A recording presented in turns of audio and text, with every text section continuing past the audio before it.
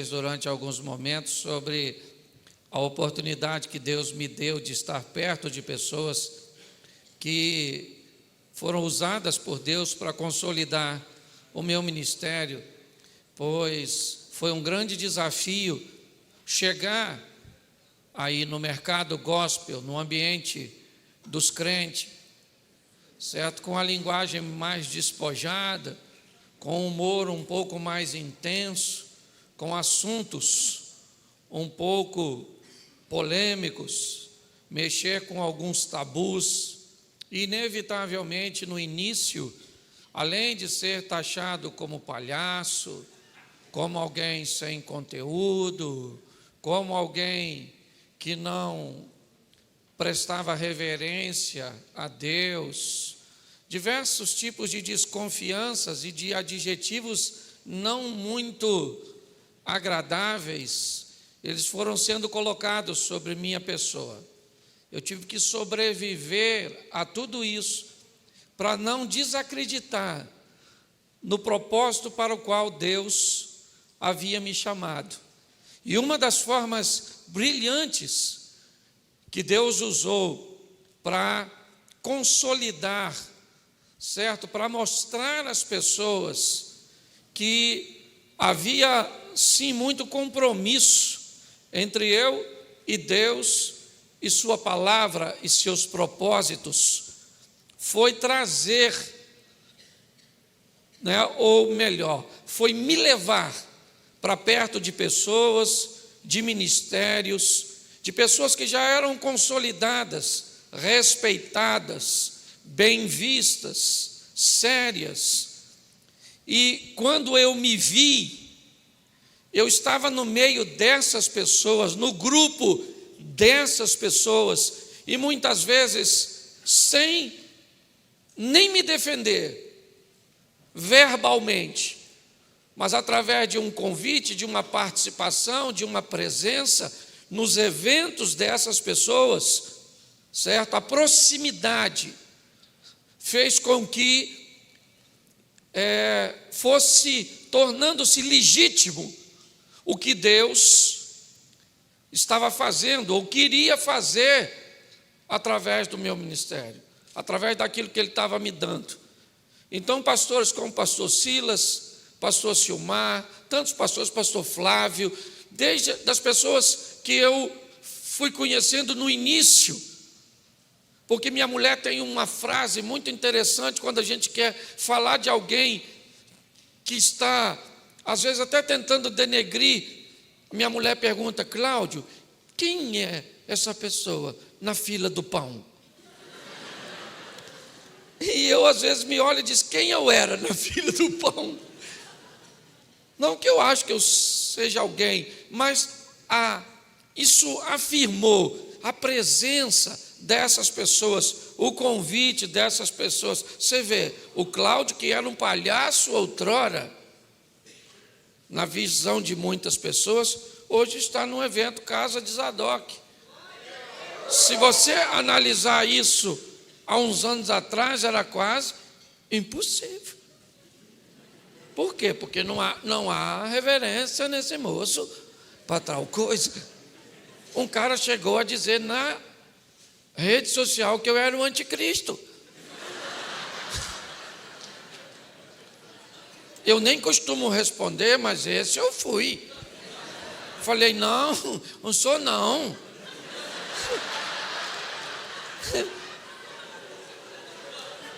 Mas como eu vi que ele parece não ter acreditado, eu postei lá embaixo, falei: querido, se eu for o anticristo, provavelmente você deve ser a besta.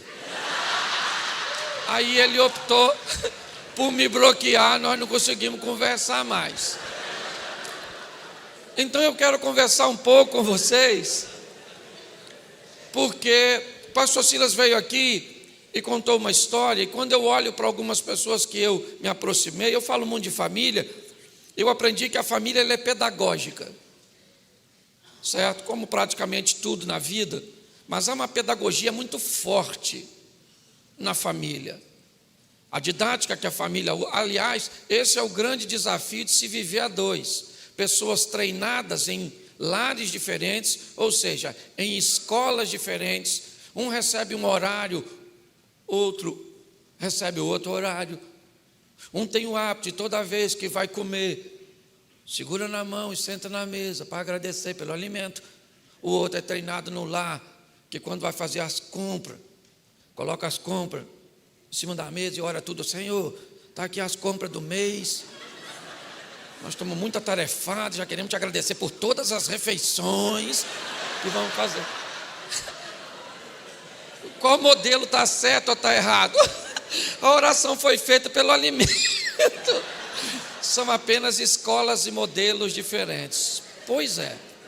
Quando eu olho para a maioria das pessoas que pastoreiam e que tiveram ministérios ou têm ministérios bem-sucedidos, eu olho para a escola deles, treinado pelos seus pais, pelos seus avós, pelos seus tios, pelos seus irmãos, por um sogro ou por quem quer que seja. Pessoas que foram praticamente discipuladas, treinadas, ok? Tiveram suas próprias escolhas, é verdade, para que rumo deveriam tomar, mas elas foram vendo as coisas acontecerem, foram aprendendo com as experiências, certo? Com as picadas, como nós falávamos no interior, aquele que vai com o facão cortando e abrindo aquilo que vai se tornar uma trilha, que vai se tornar, certo? Amanhã uma pequena estrada e talvez um dia uma rodovia. Pois é, a minha história é um pouco diferente da história desse treinamento. Meu pai tinha 35 anos de idade quando minha mãe chega no Rio de Janeiro, vindo da Paraíba. E meu pai engravida minha mãe e não havia amor naquele relacionamento. Meu pai era casado, pai de 2 filhos, certo? Minha mãe era novinha, vinda, né,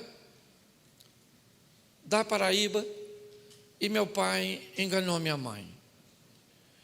E minha mãe engravidou.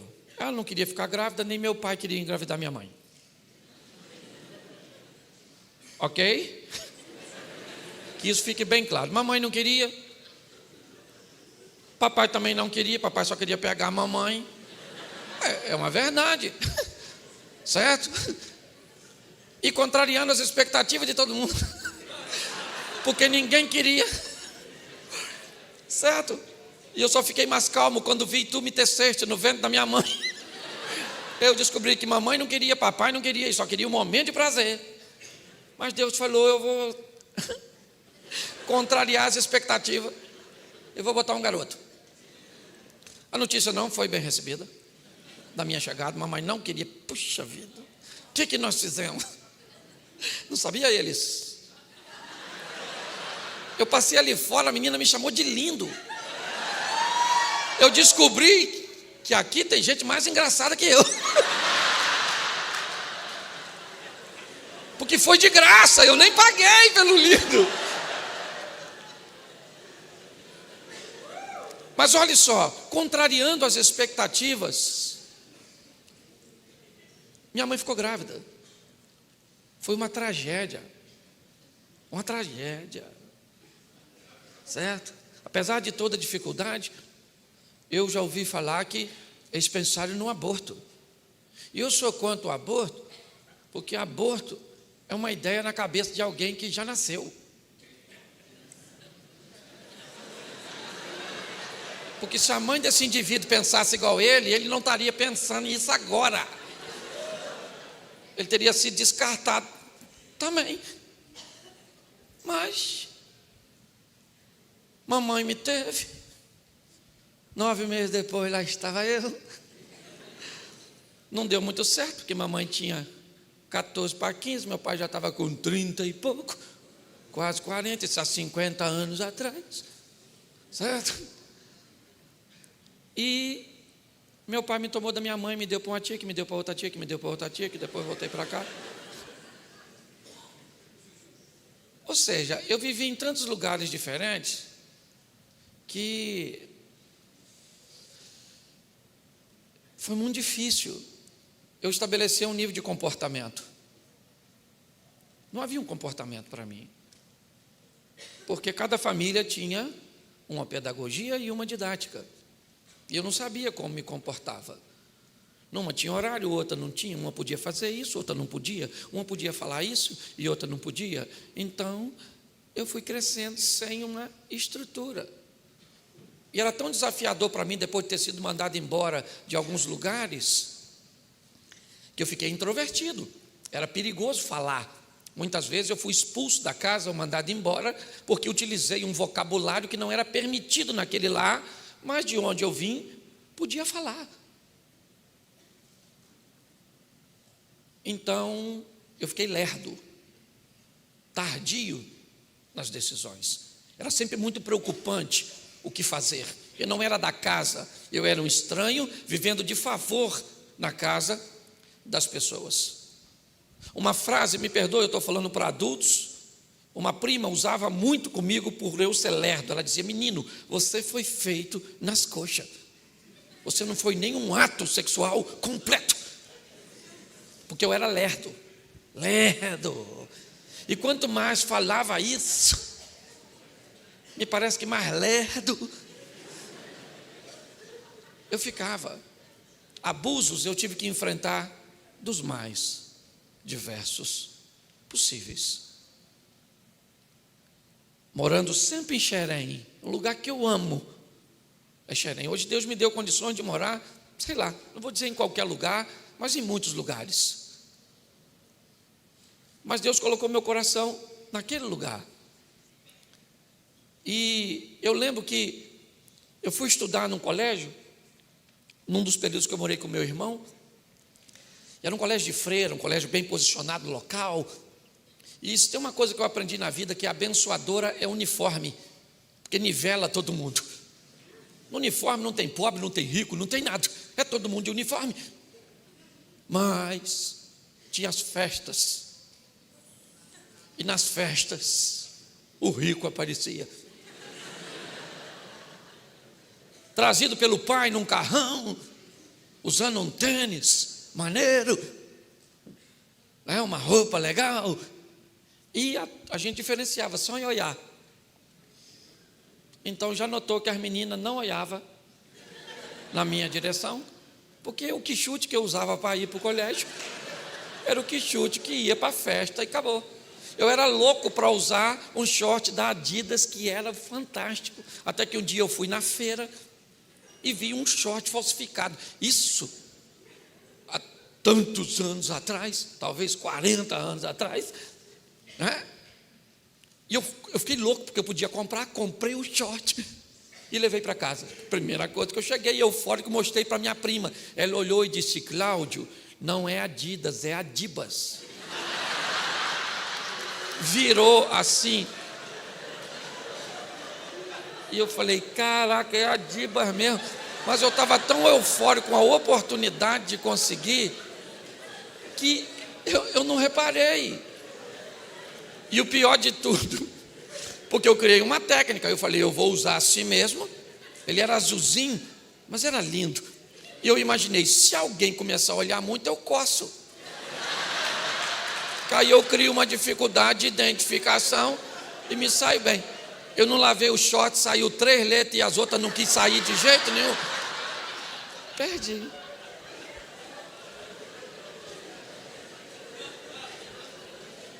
Pois bem, fiquei mais adolescentezinho e a vontade de namorar, ela apareceu.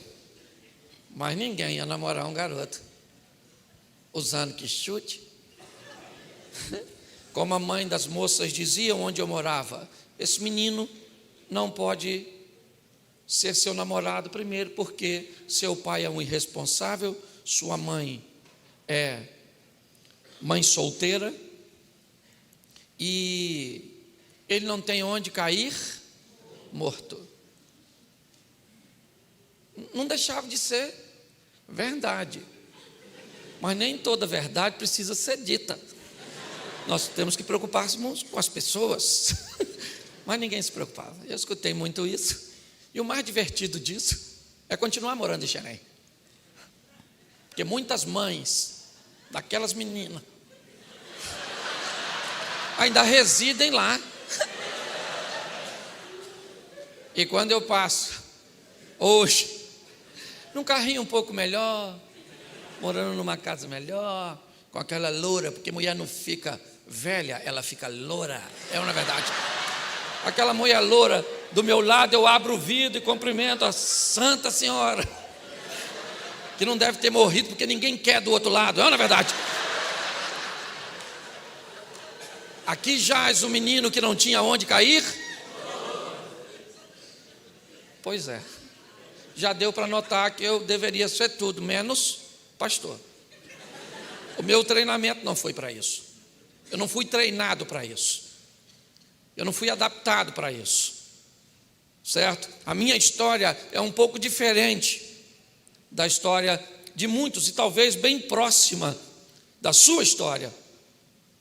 Mas eu aprendi uma coisa nessa vida. Salmo 27:10. Ainda que teu pai e a tua mãe te desampararem, eu, o Senhor, jamais te desampararei. Eu descobri, depois de um tempo, que eu poderia contrariar o prognóstico, mas eu precisaria de um Deus que governasse a minha vida. Então eu preciso que você abra a sua Bíblia. Vai ser rapidinho. Abra a sua Bíblia. Lucas, capítulo 5, verso 1.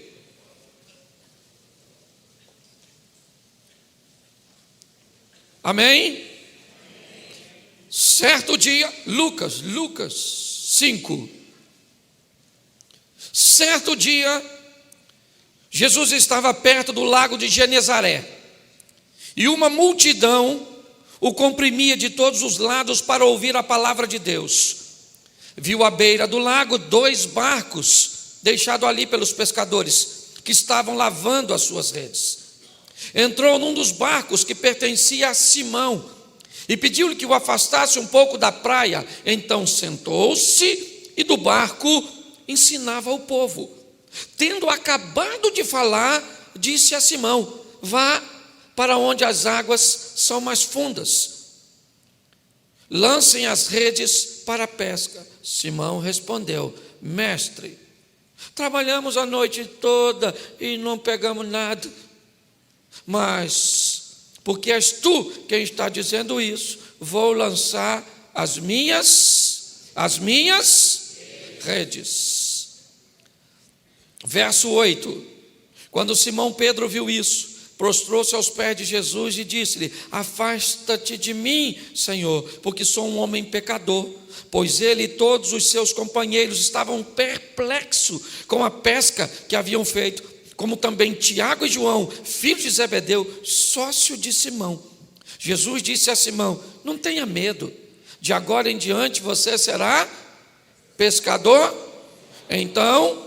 Eles arrastando seus barcos para a praia, deixaram tudo e o seguiram.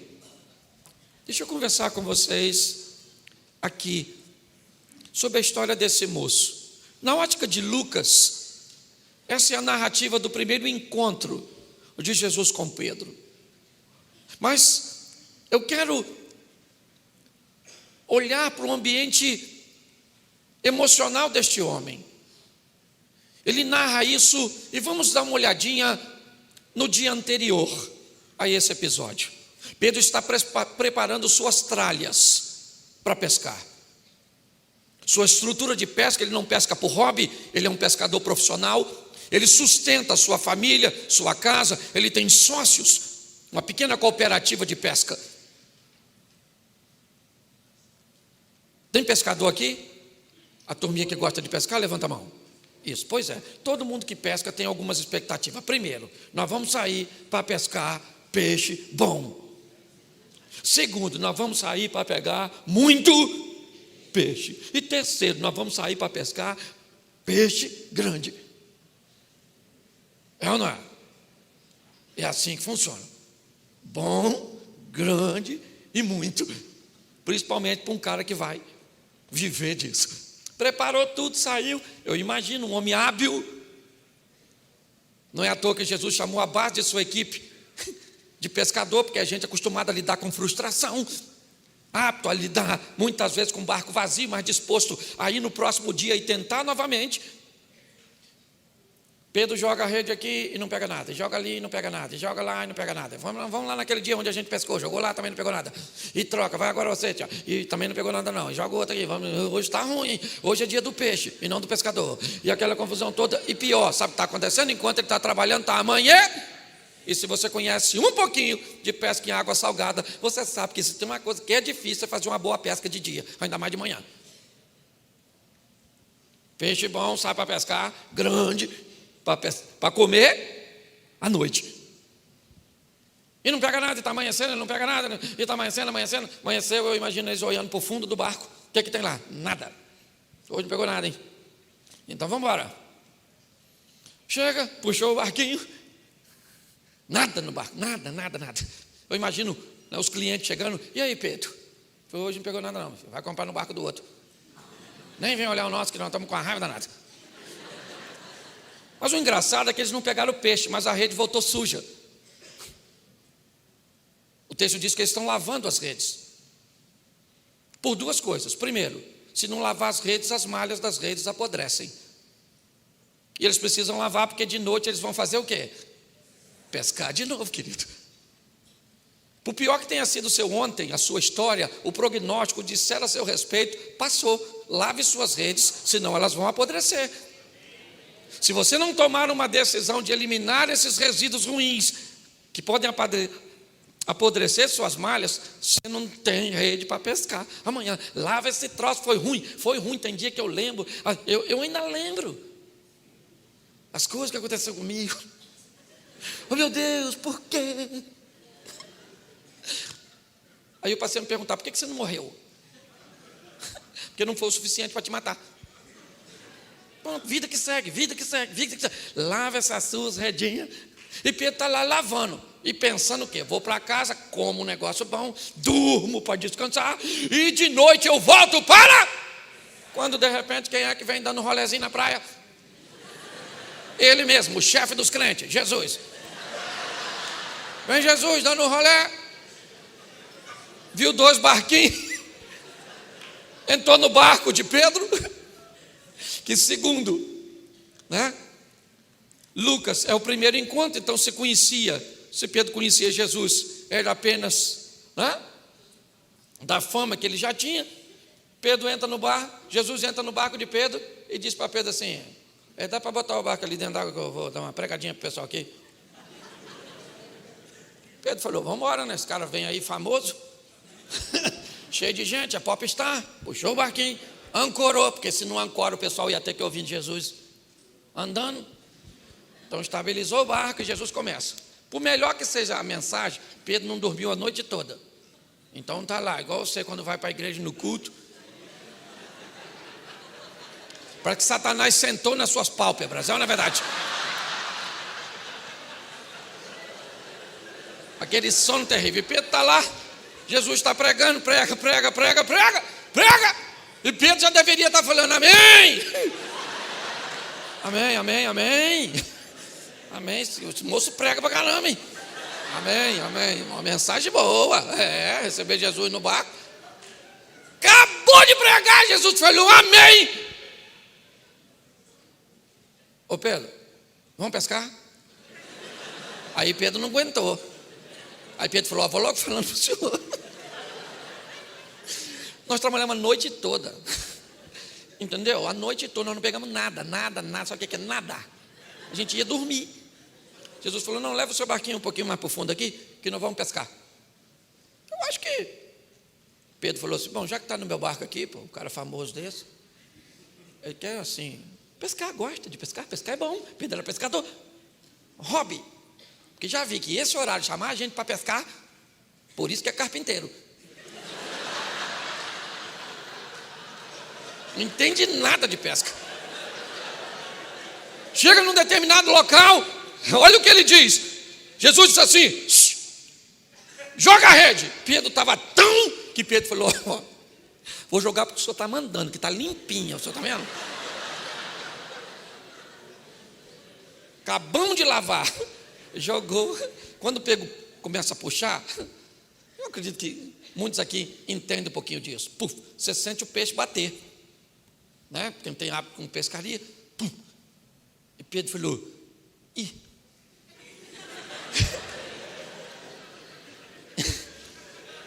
Caramba. Aí, pegou aqui, ou agarrou, ou tem peixe. Não, na verdade. Quando ele vê, tem tanto peixe que ele faz sinal para os outros. Shhh. Navega aqui, meu filho, encosta aqui.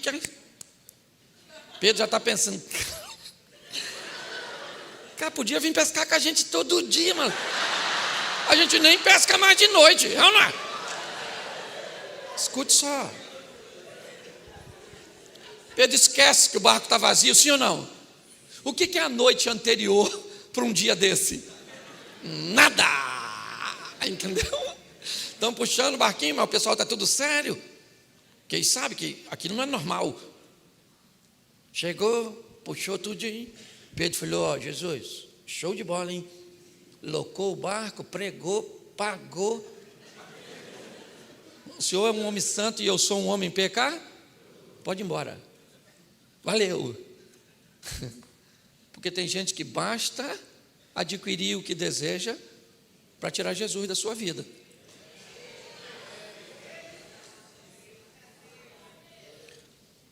Pode ir embora, falou. Jesus falou assim: não, rapaz, nem assim não. Eu não entrei na sua vida para viver com você um momento.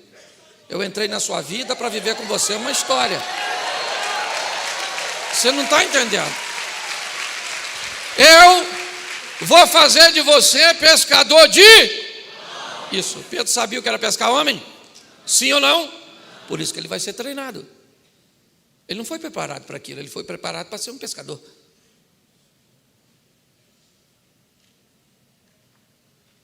E agora Jesus disse: você vai andar comigo e eu vou treinar você para pescar homens. Ele não sabia pescar homem. Eu não sei ser pastor, eu estou aprendendo a ser pastor.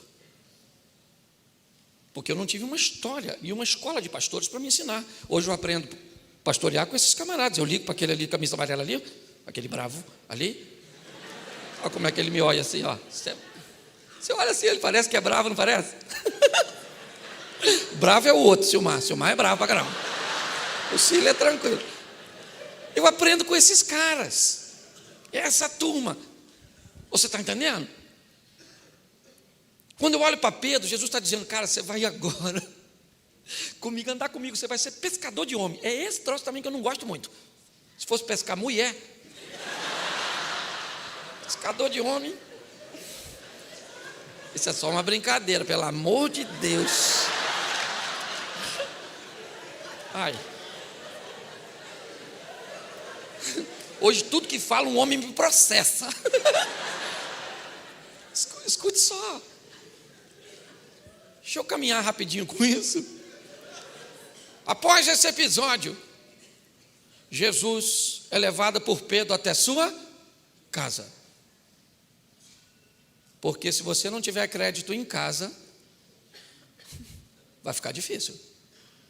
Um obreiro, quem trabalha para o Senhor. Esse dia um camarada que está subindo aí, está em ascensão, um ministério fantástico.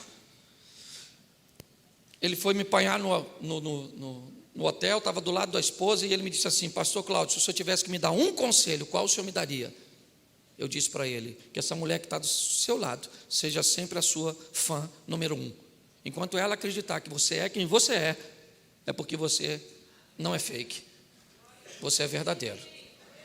Então, Pedro leva Jesus para a sua casa. Isso aí, querido, porque a nossa vida começa em casa, ok? Se você é respeitado fora de casa e não é em casa, tem alguma coisa de errado. Conserta esse troço.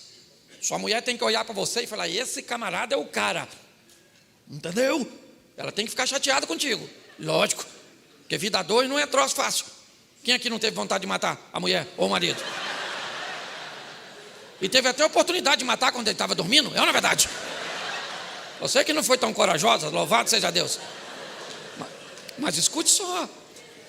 Eu não vou poder passar por todas as etapas, por causa, né, para não demorar muito. Mas Pedro leva Jesus para onde? para a casa dele. Jesus chegou lá, a sogra do Pedro estava doente, um milagre na casa do Pedro. Certo? A sogra vem, serve aquela coisa legal. Olha que beleza. Ninguém me tira a ideia de que Pedro já levou Jesus para a casa dele para curar a sogra. Porque se eu sei que eu tenho uma sogra doente e Jesus cura, eu vou levar Jesus na minha casa? A não ser que eu queira que ele cure a sogra. Jesus falasse, vou na sua casa, Pedro. Não, vamos ali na esquina mesmo, ali assim. Lá em casa não, lá em casa está muito bagunçado. Não. Se Jesus leva Pedro até a sua casa e sua sogra está doente, é porque provavelmente Pedro já estava afim que a velha ficasse curada para fazer uso de suas toxinas. É legal que vocês vão entendendo devagarzinho. Escute só. O que eu quero que você entenda é que vai haver uma história entre eles. Pedro vai viver coisas com Jesus que ninguém viveu, nem mesmo João. Pedro vai experimentar coisas fantásticas. Mateus capítulo 14, verso 22. Certo? Jesus diz aos discípulos assim, vão para o outro lado, entre no barco e vão para o outro lado, que eu vou ficar aqui para despedir a multidão, depois eu estou indo. Os discípulos entraram no barco e foram para o outro lado. O texto diz que o vento era contrário, dificuldade. Na quarta vigília da noite, Jesus vai andando em cima d'água. Tu acredita? A partir de 3 horas da manhã, Jesus chega dando um rolé em cima d'água. Literalmente tirando onda. Sim. Aquele montão de homem com medo. Mateus era cobrador de impostos, não sei nem se ele sabia nadar, aquela coisa toda, aquela confusão. E Jesus falou que vinha, botou a gente nessa furada e não veio, e essa hora ele não chega. Veio ele andando em cima d'água e alguém gritou quando viu: é um fantasma. Ninguém correu, porque não tinha para onde correr, estava em alto mar. Mas a Bíblia descreve o desespero de todo mundo gritando: fantasma, socorro, aquele escândalo, e não tinha mulher, era só homem. Ok? Escute aqui, olhe para mim. Nesse momento, Jesus lá de fora diz assim: calma, gente, que fantasma o quê, rapaz? Sou eu.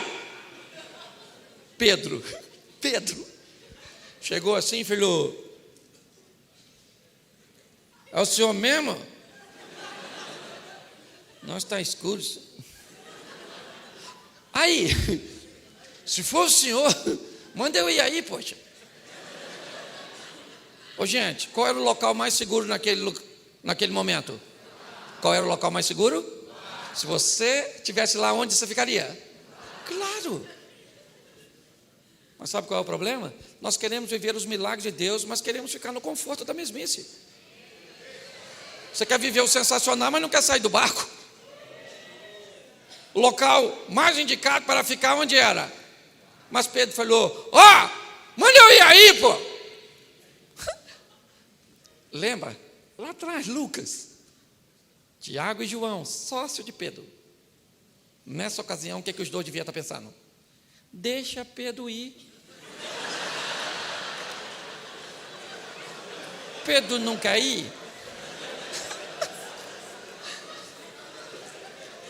Deixa ele ir.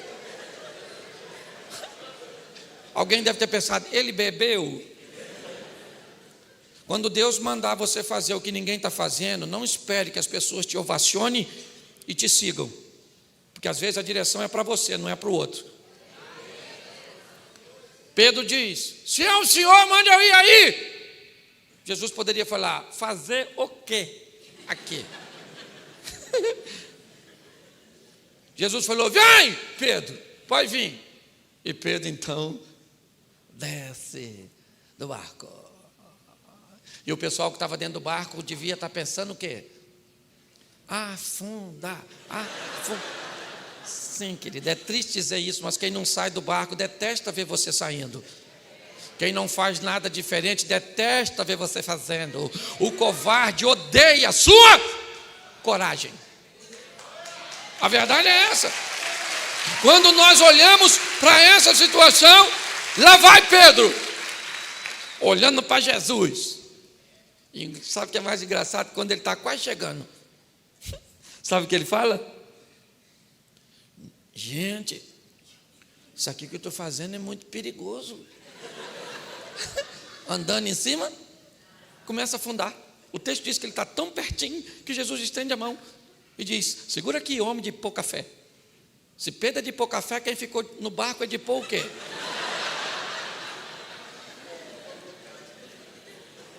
Pedro segura na mão de Jesus e os dois vão voltar para o barco. E o texto diz que quando os dois sobem no barco, o vento cessou. E o pessoal do barco falou: verdadeiramente, o Senhor é o Filho de Deus. Pedro deve ter falado: aí Jesus. Mas ninguém foi lá, né? Só eu que fui, né?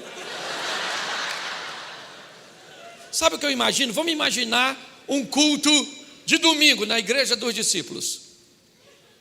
11 homens se levantando dentro da igreja dizendo um testemunho fantástico. Gente, queremos contar para você aqui que essa semana, gente,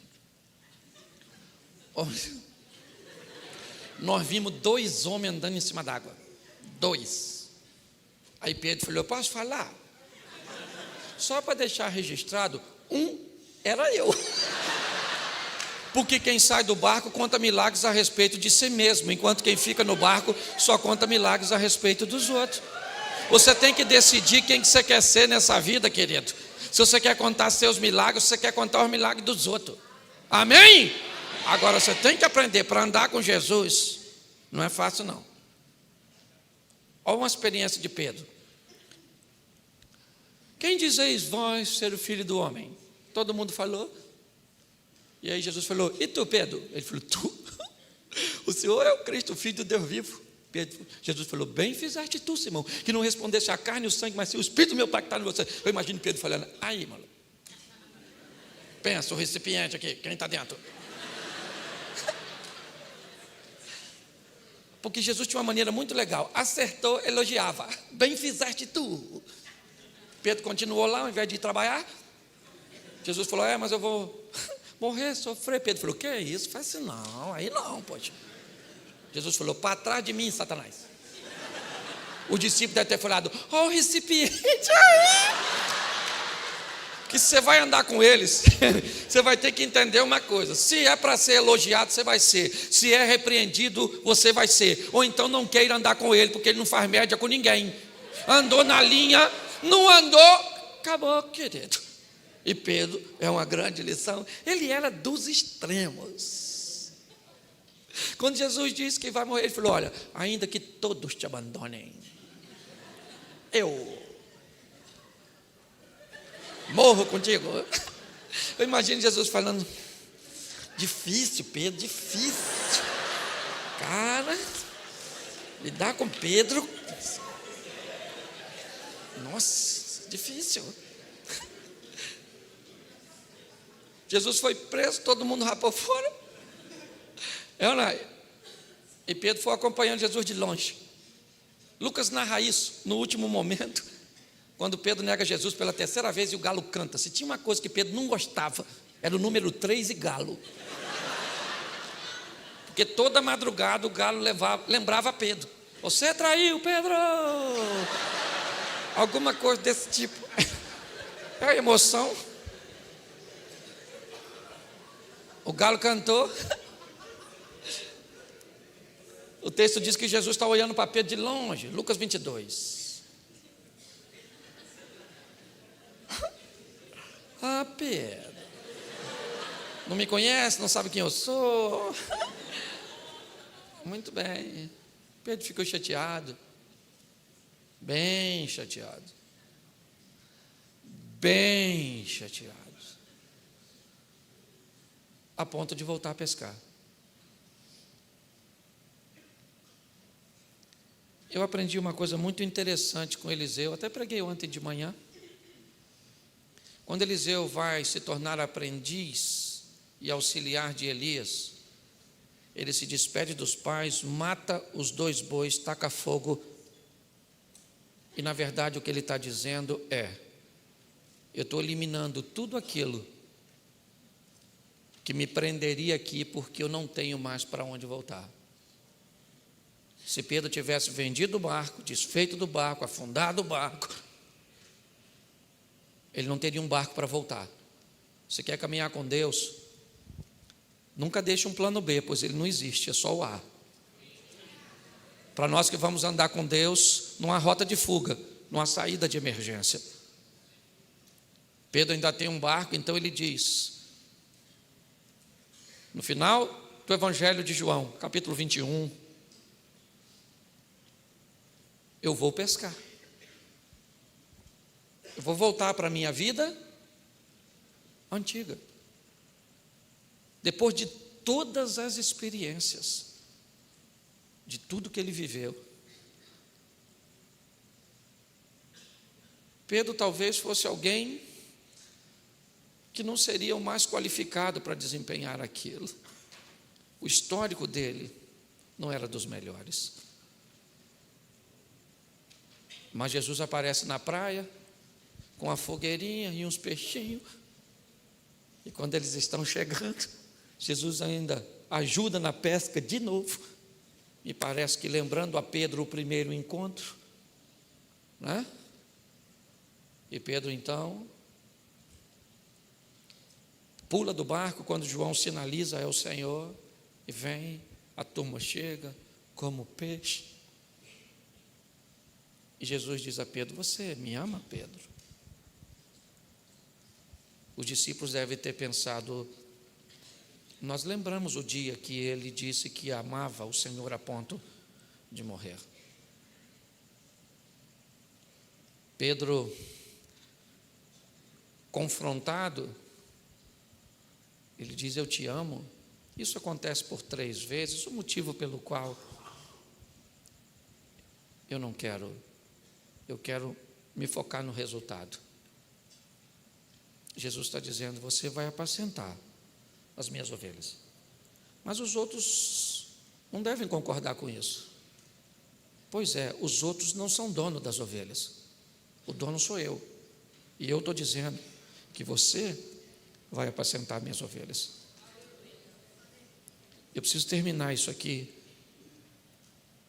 porque hoje eu vejo muita gente, sabe, vivendo seus desconfortos, suas crises. Hoje, o pastor Silas entende muito bem isso. Você com um ministério itinerante, um pastoral bem sucedido, é só ter uma crise em um que você diz que não precisa dele cair para o outro. Ele é bem mais maduro, curtido do que eu. Mas se eu tenho um problema na igreja, eu falo também, eu não preciso da igreja. Eu tenho um ministério itinerante bem sucedido. Eu largo isso tudo e vou pregar pelo Brasil afora. Aí eu tenho um problema na itinerância, eu digo, eu não preciso disso. Eu tenho uma igreja lá que me ama, que me quer, que me recebe. Então volta e meia, eu estou lá, itinerante. Mas talvez você nem isso tenha. Pastor, é só a igreja mesmo. Pensa numa igreja difícil. Você acha que é só a sua? Deixa eu te lembrar uma coisa. O pastor dá sua vida pelas ovelhas. E tem que amar a ovelha. Mas me dá o texto que a ovelha dá a vida pelo pastor. Pastor, não fala isso, pastor. Falo e falo. Porque o prêmio não vem da ovelha. O prêmio vem do dono da ovelha. Eu gosto de Davi quando Davi vai enfrentar o leão e o urso, porque ele diz o quê? A ovelha era dele? Não, a ovelha era do pai dele. E ele falou para o leão, aí leão, aqui não, maluco. A ovelha nem é minha, mas do papai, e não vai levar não. O leão encarou, Pedro matou o leão, o urso desavisado não apareceu lá. Pedro falou, não quero problema com Greenpeace, olha a verdade. Esse negócio aí, ó, já tem um óbito aí. Já não sou mais réu primário, olha a verdade. Ele lutava para defender uma ovelha que não era dele. Deixa eu falar uma coisa para você, querido. Eu sei que muitas vezes na nossa liderança tem dia que a gente quer matar as ovelhas, é tudo. Tem culto fúnebre que dá vontade da gente orar: Senhor!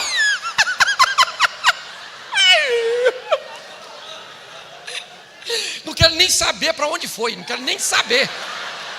O importante é que foi. Louvado seja Deus. Tem dia. Isso não é para você, não é para a igreja pequena, não é para 50 membros, 5.000 membros. Isso é para pastor. A gente anda assim durante o dia, vai no inferno, no céu. Quanto maior for o número de ovelhas que você apacenta, mais gente durante o dia dorme chateado com você. Então não queira crescer muito não. Mas é divertido, gente. É legal. Porque nós vamos receber um prêmio do dono das ovelhas. Pode ter certeza. Então vamos trabalhar com amor. Cuidar desse povo. Um povo muitas vezes carente. Um povo muitas vezes que não sabe discernir uma informação. Ruimzinho mesmo. Então, sorria mesmo. Você está rindo e nem feliz você está. Mas você está rindo. Então eu queria que você ficasse de pé. Fica aí, porque está terminando aqui. Fica aqui, fica aí. Isso, feche seus olhos, pode fechar. Que ninguém vai pegar nada seu. Eu sou carioca, mas sou convertido. Feche seus olhos. Feche seus olhos. Senhor nosso Deus, histórias muitas vezes estão distintas. Treinamentos, às vezes, tão diferenciados. Mas todos nós fomos chamados para o mesmo propósito: trabalhar para o Senhor, cuidar da tua obra, ó Deus. Em nome de Jesus, muito obrigado, pois o Senhor conhece a realidade de cada um e, na verdade, um trabalho como esse tem por propósito treinar pessoas, oferecer às pessoas ferramentas, experiências, ó Pai, informações que possam ajudá-las no cumprimento do propósito que o Senhor tem para cada um. Hoje é apenas o início, ó Deus, e amanhã sabemos que grandes coisas o Senhor ainda tem para realizar neste lugar. Continua conosco, Senhor, pois somos totalmente dependentes e carentes de Ti. Te damos graças. Muito obrigado pela presença do Teu Espírito Santo, ó Deus. Te agradecemos pela morte de Teu Filho Jesus por nós, porque o Senhor é o Deus Todo-Poderoso. Você pode dizer amém?